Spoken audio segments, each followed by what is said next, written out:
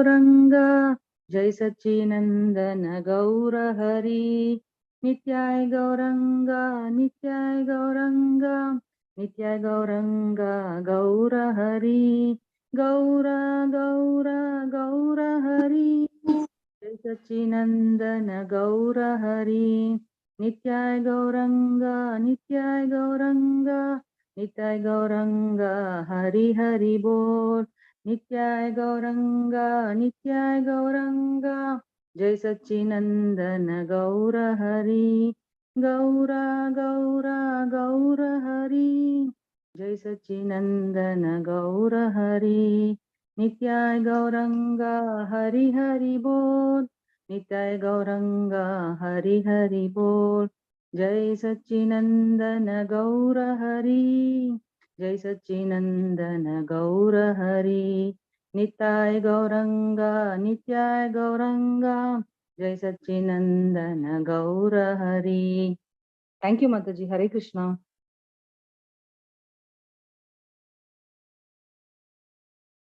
Thank you, Mataji. Hare Krishna. Okay, so we'll start now with the prayers.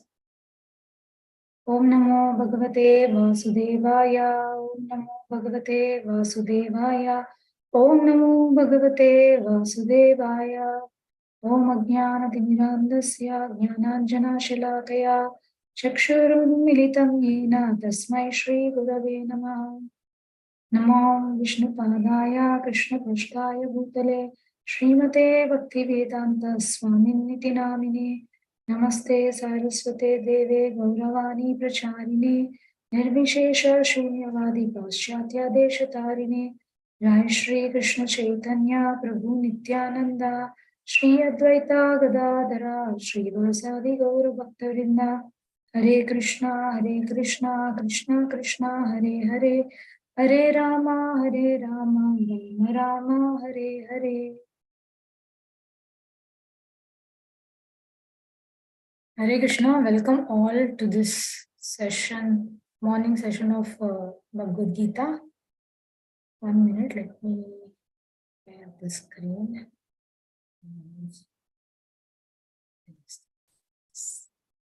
So we are in the chapter 9, which is entitled The Most Confidential Knowledge. So till yesterday we completed text 25. Today we should start, text 26. Today we should start text 27. So can anyone wants to volunteer to give a little recap? Last couple of shlokas.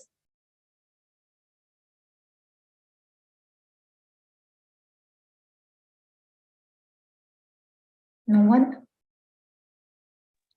Hare Krishna Mataji. Hare Krishna. Yes, yeah, actually here in this shloka which yesterday we had learned, Mataji told that those who worship Krishna with devotion, so if we meditate on his form, then Krishna assures us that he will carry what they have and he will preserve what they he will carry what they lack and he will preserve what they have. So, and Krishna says that if a person is situated in yoga, then when he becomes fully conscious, Krishna conscious, he protects the devotees from falling down to a miserable condition. That is what Krishna assures. And in verse 23, devotees, those who worship the demigods, actually Krishna says that they are worshipping only me, but they are doing it in a wrong way. Like they do not know that I am the ultimate beneficiary of all the prayers. So that is what Krishna tells in verse 23. And verse 24, Krishna is saying that he is the enjoyer and he is the ultimate master for all the sacrifices. Therefore, what Krishna is telling that the fools and they do not recognize me and they do not know my transcendental nature. So such persons, they fall down to a lower form of life. This is what I understood, Mataji, from it. And And then in verse 25, Krishna says that those who worship the demigods, they take a birth among the demigods, and those who worship the Pitras, they go to the Pitraloka, and those who worship the ghosts and spirits, they take birth among such beings. And whoever worships Krishna will always be with Krishna, is what Krishna says, Mataji. Thank you, Mataji. Hare Krishna. Yes, and the next shloka, 26. 26, okay, sorry. 26, Krishna says that if whoever offers Krishna with love and devotion a leaf, a flower, a fruit, or a water, he will readily. Krishna doesn't. He's actually Krishna. He says that he has everything, but he only seeks for our love and devotion with which we offer him, and whatever little we offer with love, Krishna readily accepts it. Mataji. That is what is telling. Yeah, thank you so much, Mataji. Thank you, Mataji. You have summarized very nicely. So in text 26, we saw that Krishna is asking for a love. So the only qualification that the only ingredient that he is expecting from us is the love. It's not the thing that matters, but it's the thought that matters to Krishna. Okay. So today we will start with text 27. Who will read? Any volunteers? Anybody wants to read? Yeah, Swati Mataji, go ahead. Shloka Mataji? Yeah, Shloka translation. Okay. Hare Krishna Mataji. यत्करोषि यदश्नासि यज्जुहोषि ददासि यत्तपस्यसि कौन्तेय तत्कुर्स्व मदर्पणम्. Translation by Srila Prabhupada, Srila Prabhupada Ji. Whatever you do, whatever you eat, whatever you offer or give away, and whatever austerities you perform, do that, O son of Kunti, as an offering to me. Shall I read purport, Mataji? Yes, Mataji. Please go ahead. Purpose. Thus, it is the duty of everyone to mold his life in such a way that he will not forget Krishna in any circumstance. Everyone has to work for maintenance of his body and soul together, and Krishna recommends here in that one should work for him. Everyone has to eat something to live. Therefore, he should accept the remnants of foodstuff offered to Krishna. Any civilized man has to perform religious ritualistic ceremonies. Therefore, Krishna recommends do it for me, and this is called Archana. Everyone has a tendency to give something in charity. Krishna says, give it to me, and this means that all surplus money accumulated should be utilized in furthering the Krishna consciousness movement. Nowadays, people are very inclined to the meditational process, which is not practical in this age. But if one practice meditating on Krishna 24 hours a day by chanting Hare Krishna mantra round his beats, he surely the greatest meditator and the greatest yogi, as substantiated by 6th chapter of Bhagavad Gita. Hare Krishna Mataji. Hare Krishna. Thank you so much, Mataji. So here we see that Krishna is saying, he's mentioning that do everything as an offering to me. So what is he saying? Yat karoshi means whatever you do. Karoshi means whatever you do. Yat ajnasi, yad ashnasi, whatever you eat. Yat juhosi, whatever you offer. Dadasi yat, whatever you give away as a charity. Yat tapasyasi kaunteya, and whatever austerities you perform, O son of Kunti, tat kurusva madarpanam. Do it as an offering unto me. So Krishna in 26th, in the earlier shloka, what was he saying? He said that worship me with pure bhakti, right? He's saying that whatever you are offering to me, do it with love and devotion, right? So there is a ananya bhakti which is expected when we are worshipping Krishna and when we are offering something to Krishna. But here in this shloka, Krishna is not talking about, he's saying anything, whatever you are doing, whatever you are eating, whatever you are offering to me, whatever you are giving away as a charity, and whatever austerities that you are performing, everything you can do it as an offering. But in this offering, he is not using the word bhakti. Earlier, bhakti word was used, but here there is no bhakti word used. So Krishna, when he is saying that whatever you are doing, just offer it to me, means here he is not exactly saying that, do karma yoga. No, it is not the karma yoga, but better than karma yoga. Nishkama karma yoga, better than nishkama karma yoga. Why? Because here, like here he is talking about a person who knows the personal features of the Lord. By knowing the personal features of the Lord, he has a certain amount of attachment to the Lord, and with that attachment, he should perform the activities. So when he is offering the activities of eating, of performing any activity, of working for maintenance, or offering results to Krishna, or doing the charity, whatever it is, that pleases Krishna. And it is also not Ananya Bhakti. In Ananya Bhakti, what happens? In Ananya Bhakti, before we perform an activity, we know whether this activity pleases Krishna or not. Here in this shloka, it is that it is a person who just does the action, and whatever action he does, whatever results he gets by doing that activity, he is ready to offer it to Krishna. So he knows that he cannot avoid the activities, because not everyone can come to the stage of Ananya Bhakti, where complete dedication to the Lord. No one can reach to that stage very quickly. So that's why Krishna is giving this facility for people like us, like who are also working, like in the purport, Srila Prabhupada very beautifully says how we can dedicate all these things, whatever Krishna is saying, whatever you do.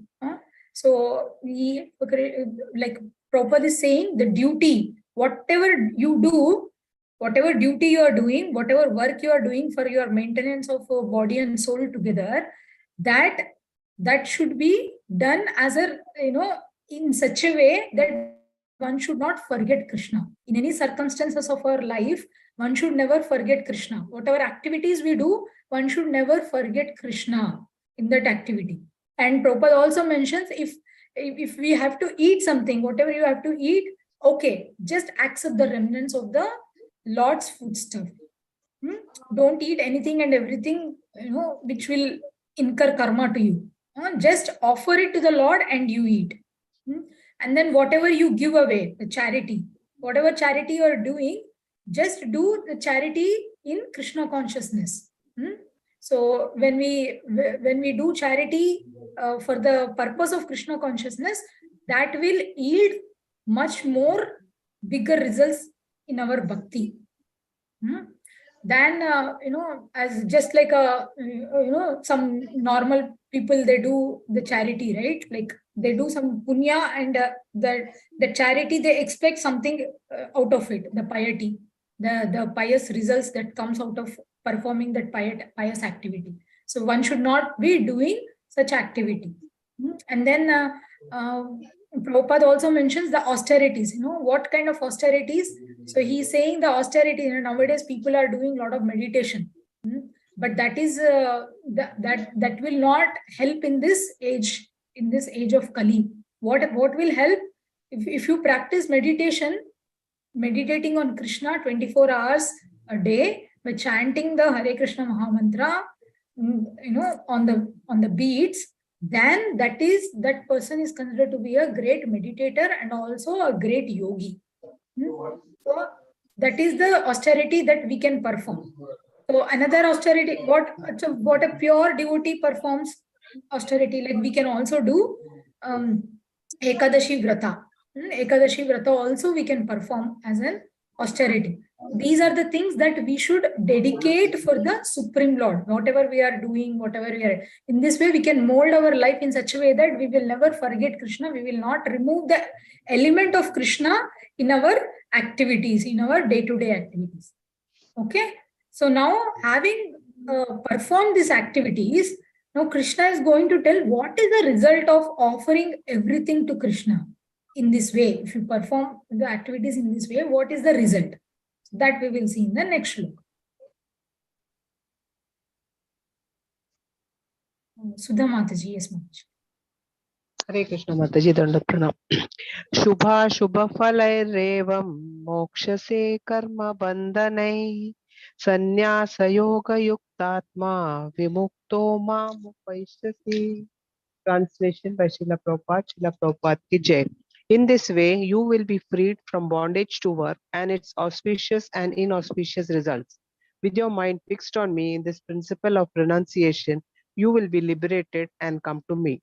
Purport by His Divine Grace Srila Prabhupada ki Jai. One who acts in Krishna consciousness under superior direction is called Yukta. The technical term is Yukta Vairagya. This is further explained by Rupa Goswami as follows. Anasaktasya vishayan yat arham upayunjatah nirbandha Krishna sambandhe yuktam vairagyam uchyate. Bhakti Rasamrita Sindhu 1.2.255.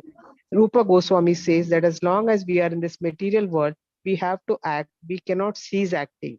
Therefore, if actions are performed and the fruits are given to Krishna, then that is called Yukta Vairagya. Actually situated in renunciation, such activities clear the mirror of the mind, and as the actor gradually makes progress in spiritual realization, he becomes completely surrendered to the Supreme Personality of Godhead. Therefore, at the end, he becomes liberated, and this liberation is also specified. By this liberation, he does not become one with the Brahma Jyoti, but rather enters into the planet of the Supreme Lord. It is clearly mentioned here, Mam Upaishyasi. He comes to me, back home, back to Godhead.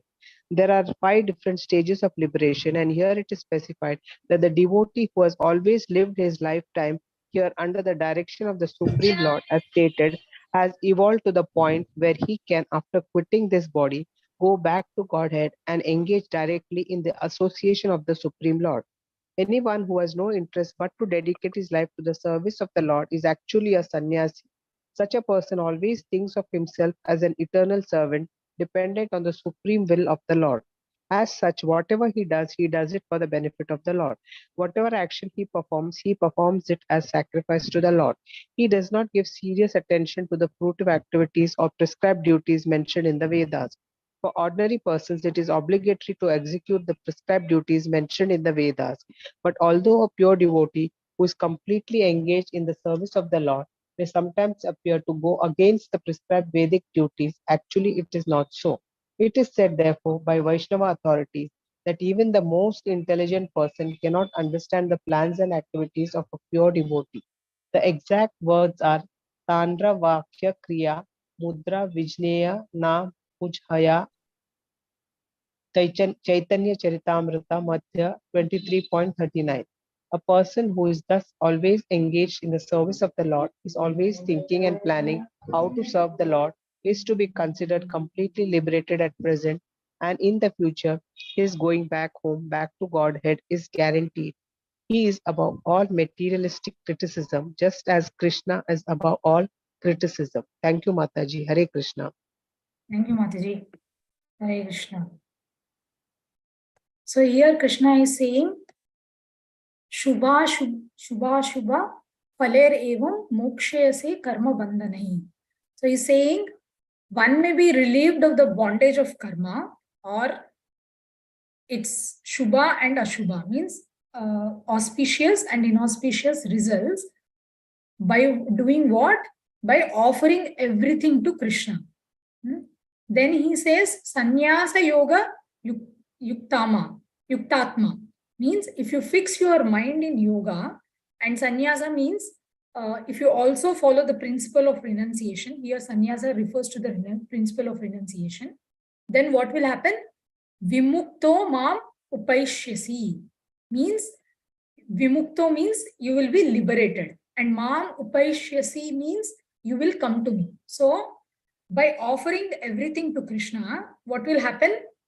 First thing is you will be relieved from all the bondage of auspicious and inauspicious results of our activities. This is first thing. And what is the result? First thing is this: you will get relief from all the bondage of all the auspicious and inauspicious results of our activities. And second, we will become liberated. We will be liberated. And third is, by becoming liberated, what you will achieve? We will go to Krishna. So that's the result of offering everything to Krishna. So now here in the purport, Prabhupada talks explains about Yukta Vairagya from the Rupa Goswami's principle of Yukta Vairagya. This is important that we should understand. So here, what is the meaning of Yukta? Yukta means to act, one who acts in Krishna consciousness under some superior direction. Okay, that is Yukta. And what is the meaning of Yukta Vairagya? Means to perform the actions and to perform some activities and give the results or the fruits of those activities to Krishna. That is called Yukta Vairagya. So understanding that, you are performing an activity, you're not bound, you're not getting bound by it. But instead of getting bound by it, by the knowledge that you have, that you got from the superiors or from the Bhagavad Gita or from the spiritual master or from somebody who has a higher knowledge, we get to understand that when we perform actions and the results of those actions should be given to Krishna. So that activity itself, when you do an action and give the fruits of that action to Krishna, that principle is considered to be as Yukta Vairagya. So how does this process works? So when one is situated in such renunciation, in such Yukta Vairagya state, what will happen? The following effects are there. One is, Prabhupada mentions there, cleansing. Cleansing means they clear the mirror of the mind. There's a cleansing happens and there's a progress. What kind of progress? There's a gradual progress. It's not exponential progress, but there's a gradual progress in the spiritual realization. Because we start meditating when we are giving, when we keep giving, when a person has a ability to give something, then he starts giving as a charity or as a charity for Krishna conscious activities. Then at one point of time, the activity of the charity will purify his mind and it will make him more Krishna conscious, Krishna aware. Like if he sees someone who is suffering, his heart melts, and maybe because he is having a charitable disposition, he may give some charity. But when he is giving a charity, he will also think how I can connect this person to Krishna. So he will do the charity in such a way that that person also gets connected to Krishna. Like, like for example, a beggar, for example. So when you're giving some money to the beggar, if you see there's a genuine beggar is there, and when he comes and asks for some money, you may give some money, but then you will ask that beggar to chant Hare Krishna. So when you are asking the beggar to chant Hare Krishna, you are actually creating a sukruti in him, so that one day he can come to Krishna consciousness. One day he can take up to Krishna consciousness. Okay, so that happens. And then second thing is there's a gradual progress happens in the spiritual realization. Then once they get gradually, when they progress, one day they'll completely surrender to Supreme Personality of Godhead. Surrender is the third effect. And the fourth effect is liberation. So at the end, that person becomes liberated. And then fifth, what kind of liberation? Krishna is indicating the kind of liberation. It's not Brahmajyoti or merging into the Brahman. Not that kind of liberation. Krishna is telling, comes to me, means to his own planet. We can enter into Lord's planet. Mam upaisyasi means, you come to me means, come to me where? Not like merging in the, Krishna has a effulgence of the body, which is called Brahmajyoti. So you are not going and merging there, but Krishna is saying you will come to my planet, my place, my home, wherever I am living. So that kind of liberation is awarded. And Prabhupada also talks about, here he talks who is a real sannyasi. So he speaks about Vaishnava. And he talks about who is a real sannyasi. So who is real sannyasi? Who is Nishkama?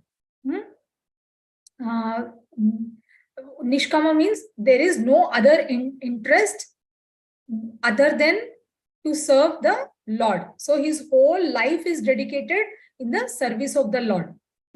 And then the what is his constitution. So he is always meditating that he thinks himself as a eternal servant. He only thinks as himself as a servant, not as a master. Sometimes when we have, if we own a company, we think that I am the owner. If you have a shop, then we'll say we are the owners, and then if you have some servants in the place, then we consider them as servants. But here, a real sannyasi, a real Krishna conscious person does not think like that. He always thinks he's an eternal servant of the Lord. And there's a lot of dependence. He shows dependence. So he depends on the supreme will of the Lord. And he is beyond the Vedic rituals. He doesn't give any he doesn't show any serious attention or inclination towards the fruitive activities or the ritualistic duties that is prescribed in the Vedas. So the prescribed activities don't obligate. They may obligate the ordinary persons, but for a pure devotee, the prescribed duties does not obligate. So when he is engaged in Lord service, so it is so he is beyond the Vedic rituals also. This person is considered to be a real sannyasi. Okay, this is what Prabhupada is mentioning. Now, having told about this, now having said this, now Krishna reveals another facet of his personality. Now let us see what it is.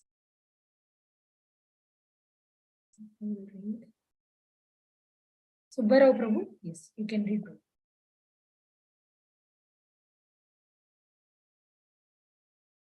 Can I, Mataji? Yes, Prabhuji, you can read.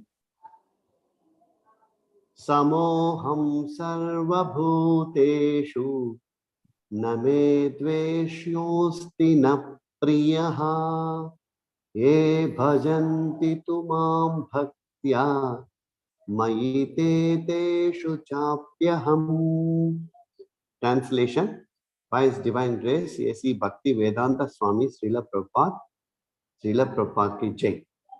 I envy no one, nor am I partial to anyone. I am equal to all. But whoever renders service unto me in devotion is a friend, is in me, and I am also a friend to him. Purport: one may question here that if Krishna is equal to everyone and no one is his special friend, then why does he take a special interest in the devotees who are always engaged in his transcendental service? But this is not discrimination. It is natural. Any man in the material world may be very, very charitably disposed, yet he has a special interest in his own children. The Lord claims that every living entity, in whatever form, is his son, and so he provides everyone with a generous supply of the necessities of life. He is just like a cloud which pours rain all over, regardless of whether it falls on rock or land or water. But for his devotees, he gives specific attention. Such devotees are mentioned here. They are always in Krishna consciousness, and therefore they are always transcendentally situated in Krishna. The very phrase Krishna consciousness suggests that those who are in such consciousness are living transcendentalists situated in him. The Lord says here distinctly, maybe they are in me. Naturally, as a result, the Lord is also in them. This is reciprocal. This also explains the words, Ye yathamam prapatyanti tam tathaiva bhajamyaham. Whoever surrenders unto me, Proportionately, I take care of him. This transcendental reciprocation exists because both the Lord and the devotee are conscious. When a diamond is set in a golden ring, it looks very nice. The gold is glorified, and at the same time, the diamond is also glorified. The Lord and the living entity eternally glitter, and when a living entity becomes inclined to the service of the Supreme Lord, he looks like gold. The Lord is a diamond. And so this combination is very nice. Living entities in a pure state are called devotees. The Supreme Lord becomes the devotee of his devotees. If a reciprocal relationship is not present between the devotee and the Lord, then there is no personalist philosophy. In the impersonal philosophy, there is no reciprocation between supreme and living entity. But in the personal philosophy, there is. The example is often given that Prabhuji, enough, Prabhuji. So we don't need to read the last part. Okay. Thank you. Thank you so much, Prabhuji. Welcome. So we'll see Hare the Krishna, shloka now. Hare Krishna, Prabhu. Thank you. So samoham, Krishna now here, he's saying samoham. Samoham means I'm equal. Sarva bhuteshu, towards all living beings. Bhuta here does not mean it is ghost. Bhuta refers to living beings here. So Krishna is saying he is equal towards all living beings, whether they are in human body or animal body or a female body or a male body or a devata body or a American body or an Indian body. All living beings are his children, and he is equal to all, just like how parents are equal to all of their children, right? Like that. And so name dveshyosti, I don't hate anyone, because everyone is my children. I don't hate anyone. So Krishna clearly says, I don't hate anyone. Na priyaha, he also saying, I don't favor anyone. He's saying, I don't show favoritism to anyone. But he says, ye bhajanti tu mam bhaktya. What is he saying? Those who worship me with devotion, with bhakti, with devotion. If you worship Krishna, then says Mayi te teshu chapyaham. So he says, I am there in them and they are in me. So Krishna is saying, I am especially inclined to my devotees. So in the first half of the shloka, Krishna is saying, I am equal to all. And in the second half of shloka, he says he is specially inclined to devotees. Earlier he says, I am impartial. Later he is saying, I am partial. So how is it like this? Then we will understand now. So how can Krishna fight for some people and he fight against some people? Like Krishna is there in Kurukshetra battle, right? Is he equal to Yudhishthir and Duryodhan? No, Mother. Yeah, definitely not. So is Krishna equal to Arjuna and Karna? No, Mataji. Yeah, definitely not from one perspective. And we see that Krishna is siding Arjuna and instigating Arjuna to kill Karna. So what is happening? Is Krishna not equal to all? He said like he is equal to all also, right? So Krishna is equal to all in one sense, and he is not equal to all in another sense. So in the beginning of Bhagavad Gita, what happens? Like Arjuna told Krishna, how can I kill my relatives? He started telling, I cannot kill my relatives, right? So then Arjuna presents, like, he was presenting himself, Arjuna was presenting himself as a well-wisher of the Kauravas. But that time, Krishna gives knowledge to Arjuna saying that you should kill them. So how does this depict? Some may think that, someone can think like, Krishna is not a well-wisher. Though he claims himself as a well-wisher, Arjuna is a better well-wisher of Kauravas because he does not want to kill them. But Krishna is not a well-wisher of Kauravas because he is asking Arjuna to kill them. People will derive this kind of meaning. So let us explore some facts. First thing, one example I'll give. So if we have a cup of milk, the milk can be approached through any of the senses. We have senses, right? So if you approach through the eyes, just you have a cup of milk, you take a transparent cup of milk. There in the transparent cup there is a milk, full of milk, and if you are approaching that milk with your eyes, then what will happen? You will only see milk as some white substance, right? And if you approach it through your ears, what will happen? You will only hear about the milk, right? You will only hear the glories of the milk. But if you approach the milk through nose, you will only get the fragrance of the milk. If you approach through the hand, this hand is also one of the senses, right? Touch. If you touch it, you will only know whether the milk is cold or hot. That much only you will understand, right? But if you approach, or maybe you can even understand whether it is liquid or solid. But if you approach the milk through the tongue, what happens? Then you get the taste of the milk, and then you also get the nourishment from the milk, right? So it's not that it's not the partiality of the milk that it is not giving full benefit to you, right? I mean, like to each of the senses. What is the right way to approach the milk? If you want to get a full benefit of the milk, then you should approach in a right way. What is the right way? To taste the milk and satisfy your hunger. Drink the milk with the tongue, and your hunger gets satisfied. Just by seeing, you cannot say, oh, I'm hungry, but I'm seeing the milk, but my hunger is not getting satiated. It doesn't happen like that, right? So it all depends on, how we approach. It's not the partiality of the milk, but the approach is wrong. If the approach is right, then you will get the benefit. Similarly, like anything in this material world, it will either give us benefit or no benefit depending on our approach.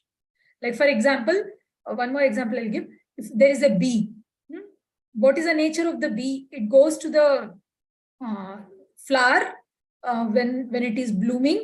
It goes inside the flower and collects the honey.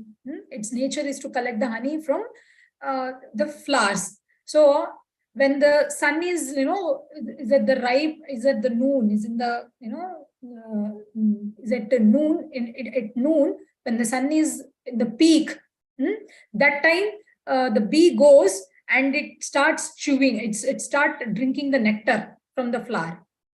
And slowly the sun starts setting. When the sun starts setting, what happens to the flowers? They just, the petals, they will close, right? So the bee, what should bee do? Bee should have some alertness. It should be alert that at the time of sunset, the flower, whatever blossomed is going to again close. So before it closes, I have to come out of it. But it doesn't come out, and it goes because it is busy in drinking the nectar. What happens? It dies. So what is, it's a mistake from the bee side, right? It is not that, we cannot say sun is, partial. No, sun is not partial, right? Like, if a teacher is teaching to the students, no, you cannot say the teachers, are partial to some students and teacher is, impartial to some students. No, it is not like that. The teacher will teach the same thing to all the students in the class, but some students are spaced out and some students are very attentive and they derive benefit. To the degree we become attentive in the class, the student will get benefit. Similarly, the degree the student is not inattentive, he will not get any result out of it. Similarly, if someone approaches Krishna with enthusiasm, with determination and with affection, Krishna reciprocates accordingly. When Krishna is saying, like, ye bhajanti tu maam bhaktya, It's not that Krishna is unreasonably partial to some people and unreasonably tormenting some other people. No, he's not like that. Krishna is actually reciprocal to their attitudes. He is reciprocating to their mentality. Krishna is neither partial nor impartial, but he is reciprocal. This is what Prabhupada says in the purport also. Krishna is neither partial nor impartial. We can also, go a little bit in depth. Like Krishna is neither partial nor impartial, or Krishna is partial and impartial also. How? In the shloka itself, this shloka itself says, I am partial to all living beings. And again he says, I am impartial, he says first, I am impartial to all living beings. And he says, I am partial to my devotees. So Krishna is impartially partial to all living beings because he is giving an opportunity to perform bhakti yoga to everyone. That's why he is impartially partial to everyone. But what Krishna also said, Krishna said, if you practice bhakti, and if you perform bhakti, and if you worship me with love and affection, with devotion, then I will become partial to you. Right? Here Prabhupada said, right? Like a charity, if a person has a charitable disposition, then they keep giving a lot of charity. But that does not mean that, whatever full property they have, they will only give to the beggar. No, the considerable amount of property is given to his own son. So it means that, a person who is having a charitable disposition is partial. Is he partial to his son and is impartial to the beggar? No, right? So it is not considered like that. See, similarly, like Pandavas, they took shelter of Krishna. So Krishna gave his shelter to them. So he gave special attention because they were always remembering Krishna. They were always, chanting the glories of Krishna. They're always calling out to Krishna. But again, if you see, Krishna spoke Bhagavad Gita for everyone. This advantage is there to everyone. It's not only for one person. Anyone can take advantage of this book and enter into the arena of Krishna's partiality. How? Like Krishna is saying so many things in Bhagavad Gita. And if a sincere reader, sincere hearer of Bhagavad Gita, if they start practicing whatever Krishna is saying, then you start captivating the heart of Krishna. Then you enter into the arena of his partiality. Otherwise, like everyone, however he is dealing with, he also deals with us also in the same way. Like if you purchase a ticket, you can enter into the show. If you don't purchase a ticket, you cannot enter. That does not mean that that person who is selling the tickets, he is partial. No, they are not partial. They are equal to everyone. Only thing is, you can see the show only if you purchase the ticket. Otherwise, you cannot. So Krishna is impartially partial to everyone. So Lord is equal to all, whether he is a demon or a human or a monkey. He gives shelter to everyone. Like, even to demons like Vibhishan. When Vibhishan came and surrendered to Lord Ramchandra gave shelter. Right? He does not discriminate. In fact, Lord Ram told, even if Ravana comes and surrenders unto me, I will give my whole kingdom. So he is ready to forgive even Ravana also. It all depends on our approach towards the Lord. Okay. So here Prabhupada also given some example, like the law, he gave this diamond and the ring. What is that? Basically, that example mean that Lord is like a diamond and the living being who is engaged in the service of the Lord, basically a devotee, is a gold.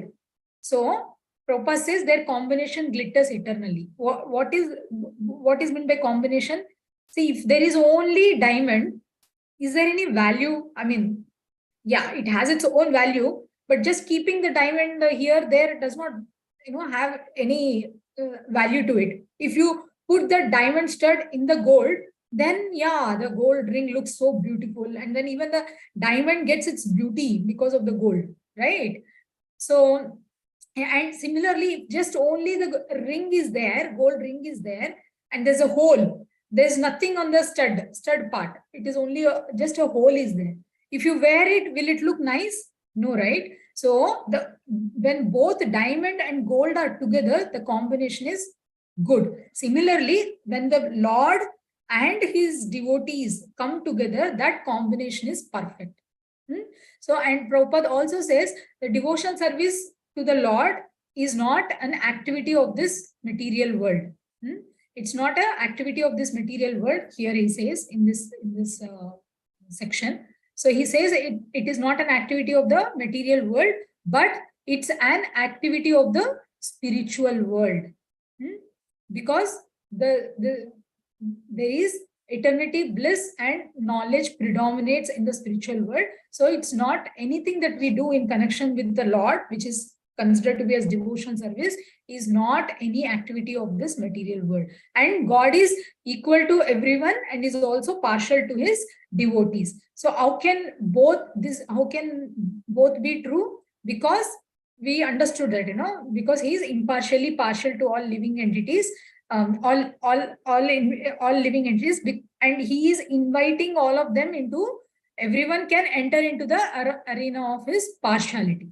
So this is the conclusion of this shloka. Now, what if devotee makes mistake in the while performing devotional service? He still is a bhakta, is a devotee who has faith in the Lord, and he's performing his duty, discharging his devotional services unto the Lord. But if he makes a mistake, is the Lord still partial? So now we'll see this in the next two shlokas explains that. But before that, we will not go into the two shlokas. We will only read the next shloka and we will conclude. So can I read, Mataji? Yeah, Mataji. The shloka? Yeah. Can I read the shloka? Yeah. Yes, Mataji. Hare Krishna, Mataji. Api cheta sudurochara bhajante mam ananyava sadura eva samantavya samayagavyava sitohi saha. Translation by Srila Prabhupada ki jai. Even if one commits the most abominable action, if he is engaged in devotional service, he is to be considered saintly because he is properly situated in this determination. Mataji, no need to read the purport. I'll explain. Yes, Mataji. Thank you so much, Mataji. Okay. So now here, Krishna is saying, Apichet sa duracharo bhajate mam ananyabhak. Apichet means even if a devotee commits an abominable activity, suduracharo means a very sinful activity. Durachara means achar means a bad activity or a bad etiquette. But duracharo means extremely sinful activity. Even though if a person commits an abominable activity, but if he worships Krishna without deviation, bhajate mam ananyabhak, he is dedicated devotee, but performed a sinful activity accidentally. This is very important. This devotee is a devotee of the Lord, but he performed some sinful activity accidentally, not intentionally, not deliberately. It's just an incidentally and not purposefully. Some sinful activity is committed. Then what does Krishna do to that person? He's saying, Sadureva samantavya. Krishna is saying, I consider him my saintly devotee. Krishna is considering that person also as a sadhu. Why? Because samyak vyavastito hi saha means because that person is fixed in my devotion with determination.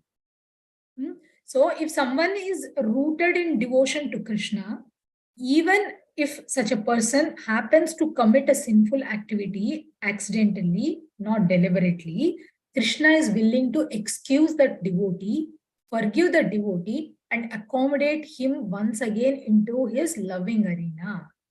Okay. So this is the meaning of this shloka. So if Krishna does not hate a devotee who commits the mistake, then why we should be angry or upset with other devotees? Yes, we may have to deal with their mistakes, but we should not hate them. We should not envy them, or we should not reject them. We can stay away from them. We can maintain a safe distance from them if that is really required, but we should not hate the person. Prabhupada mentions again and again, many times, hate the sin, not the sinner. It is like if someone has got some corona disease or tuberculosis or some other contagious disease or infectious disease. Do we hate that person? Any answer? No. Yeah. No, So, but do we go and hug them? Oh, my dear No. brother, oh, my dear No. sister. No, No. right? No, because doctors say that we should stay away from that person because he has some infection. So otherwise, you will also catch that infection, right? So, but do you hate that person who is having infection? No, No, right? We Mataji. will just keep safe distance from that person who has some shortcomings. It could be, those shortcomings could be a physical disease or a mental disease or some kind of frailty or some kind of a shortcoming or some kind of, all of us have so much of anarthas, like some angry nature or harsh nature or some bad mentality that person may have. You may choose to stay away from that person, but we should not hate him. Hate the sin, but not the sinner. So next point Prabhupada says is that he says that when a living entity is conditioned, he has two kinds of activities. One is conditional activity and another is constitutional activity. So in the conditioned state, sometimes the devotional service and the conditional service in relation to the body will parallel one another, and again sometimes they may oppose to one another. Means I'll explain. Prabhupada is saying that basically because of we being trapped in this body, we have some conditioned mentality. We develop the conditioned mentality. So conditioned mentality means what? We may have certain shortcomings. So we may have envy, pride, anger, greed, something like that. Okay. But these are not eternal qualities. We are not permanently greedy. We are not eternally envious. We are not eternally anger. Right? These are some diseases that come to us. These are some diseases come to us. Like for example, we get some fever. That will stay only for 2 or 3 days. But a fever won't stay permanently forever. Such cases may exist, but they are very rare. I'm talking about a general case. Similarly, in the conditioned state, a living being may manifest some anarthas, but these anarthas are not eternal features of that personality. They're eternally not part of his character. Knowing that innately and eternally everybody is pure soul, everybody is part and parcel of Krishna, everybody is Satchitananda, everyone is potentially a pure devotee of Lord Krishna, we should not hate them. This is what Prabhupada says. We may hate their shortcomings when they are manifesting those things, and we may stay away from the shortcomings if required, but we should not hate that person. Like Prabhupada gives an example of Lord Ramachandra. Lord Ramachandra killed Ravana. Because of whatever he has done, he killed Ravana. Then what happened? Vibhishan at the end, he says, I will not perform any funeral rites for this person because he had kidnapped Mother Sita and also offended Lord Ramchandra. But what did Lord Ram say? He told to Vibhishana that Vibhishana, you cannot say that. You have to perform funeral rite for your departed brother. Why? Because he has done all the sinful activity in that body, and that body is gone. But the soul is always pure. Don't hate the soul, which is always pure. Only hate the conditioned mentality of Ravana. Constitutionally, we are all souls We are all servants of Krishna, but conditionally we may have certain frailties. So deal with the conditioned nature and respect the constitutional nature. Further, as long as we are in this material world, we all have 4 defects. Who will say those 4 defects? Can anyone share? We do commit mistakes. Yeah. We are not perfect. Senses. Cheating propensity. Cheating propensity. Propensity. Propensity is there. And we get illusioned also. Illusion. Right. Yeah. So there is a saying, right? To err is to human. Mistakes are common for living entities. But devotees' mistakes are actually accidental, not intentional. Like example, Parikshit Maharaj. He kept a dead snake onto the sage who is meditating. But is it is just a circumstantial behavior, right? It's not a constitutional behavior. Parikshit Maharaj does not have this habit of putting a dead snake to all the sages who is sitting and doing meditation in trance. No, he did not have that habit, but he had to do that circumstantially. It's not his constitutional nature. It is ordained by the will of the Lord, so he has to do it. We cannot see the circumstantial behavior of the person and stamp him stamp him that it's a constitutional nature. We should not do it. We should not stamp a person like he's always a bad person. He's always like this.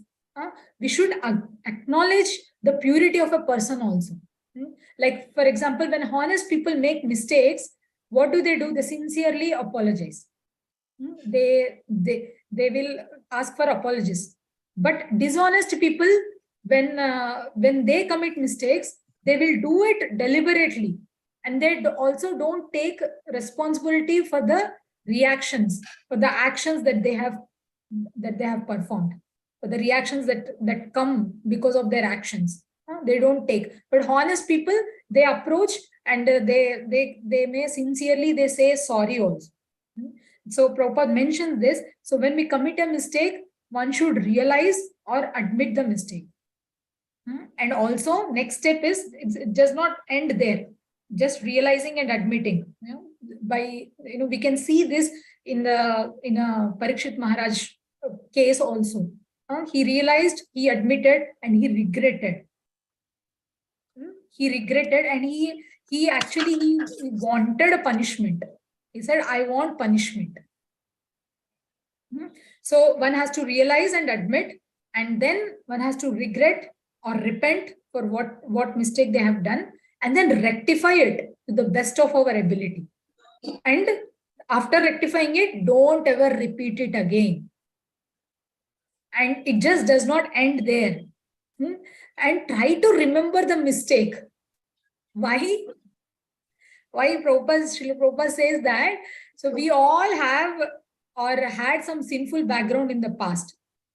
But by mercy of some devotee, we come in contact with Krishna consciousness and we overcome all the shortcomings.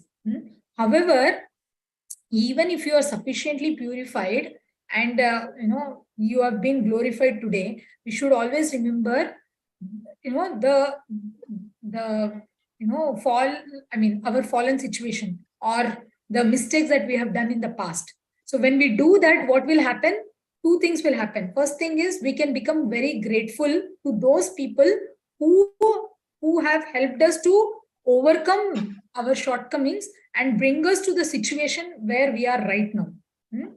And then second thing is, what happens when you are in a good situation, good position, someone praises you. We all of us are like that. Like, even proper disciples, even till today, when they give their speeches, when they give their classes, when they glorify Srila Prabhupada, they always remember their past. They say that we were hippies and we don't had any inclination towards towards the Lord, and Prabhupada only brought us. He's so merciful that he brought us to this state. Even till today, when they are sufficiently purified also, they remember their past. That remembrance of the past, even if you are in a good position today, what happens is people usually come and praise us.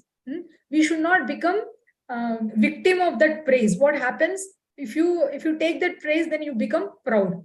But if you remember your past, then you will think, even if someone is glorifying you, then you will think, oh, okay, I have done some, bad. I also have some bad qualities in me. Or like 10 days back, if you become angry, if you remember that incident, at least to whom you were angry at, you'll think, oh, this person is like glorifying me, but I know what I am. I couldn't even control my anger at some other person, XYZ. And how can I take pride of the success that I'm getting right now by the glorification of other devotees? So it does not mean that, I'm not saying not rejoice our success. If someone is giving someone is praising us for our success, we should also rejoice it. It's not that we should not rejoice or always be in a morose situation, always get depressed or dejected. No, remembering the past does not mean that, remembering past in such a way that you become very dejected or depressed. It is just to keep us humble and grateful. So this is what even Prabhupada says this. Now, this is the disposition of devotees who commits the mistakes unintentionally. Then, if this disposition is maintained by a devotee, then Krishna considers him as sadhu. But if someone does intentionally mistakes, then Krishna gives punishment. Krishna corrected Indra. If he does intentionally mistakes, Krishna was kind to him, but at the same time, he also given punishment. Krishna is not giving, from this shloka, one should not understand that, okay, Krishna is saying, apichetsa duracharo, so he's giving a license to do suduracharo. I will commit sinful activities like ajamila, and then I'll keep telling sorry, and I will I'll call out the Krishna's holy name, and my sinful, the reactions will get nullified. No, don't think like that. We should not exploit the Krishna's mercy. Mother can hug the children and at the same time even slap the child also. All of us have gone through that, right? That kind of treatment. So if someone repeatedly makes the same mistake, then keep going and saying sorry again and again, it's not sincere repentance. And Prabhupada calls it as like elephant bathing. Prabhupada terms it as elephant bathing, because what does the elephant does? It takes bath and again goes and rolls in the dust. Then again you become dusty. What is the use of taking bath? So there's no use. So in the same way, when you keep making repeatedly mistakes without repenting and without taking proper actions, then Krishna will also give some punishment. You will not be free from the Krishna's punishment. But the kindness of Krishna is only our hope. In bhakti, there is so much unlimited hope is there for all of us to grow. So that's how now Krishna is so hopeful. In this shloka is very hopeful to us, but only terms and conditions are also there. This does not applicable. This shloka does not apply to everyone. It applies to only a person who has committed mistakes incidentally or accidentally without intentionally, and they sincerely repented after doing that action, and they repented and they try not to repeat it again. For such persons, Krishna consider them as sadhus. Okay. So we'll end here. Any questions or any comments?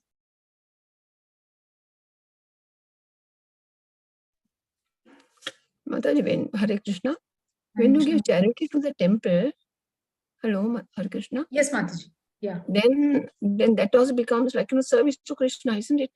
So do we have to say Om Tat Sat and everything, or you just give charity? No, we don't need to say anything. You just give it to the yeah. Okay. Thank you. Hare Krishna. Hare Krishna.